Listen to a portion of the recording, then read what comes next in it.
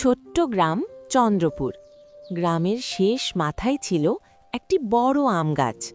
সেই গাছের নিচেই প্রতিদিন বিকেলে বসে গল্প করত দুই বন্ধু, রিমি আর টুনু।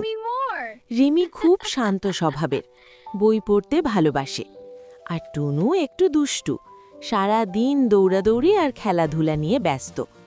তবু তাদের বন্ধুত্ব ছিল আকাশের মতোই বিশাল। একদিন গ্রামের পাশের নদীতে হঠাৎ বন্যা এলো। অনেকের ঘর ক্ষতিগ্রস্ত হলো। রিমি আর টুনু ঠিক করল তারা গ্রামবাসীদের সাহায্য করবে।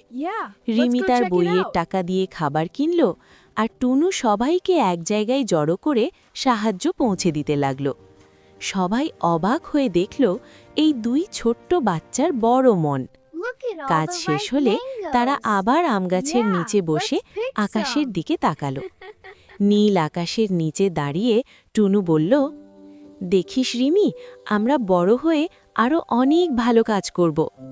রিমি হাসল।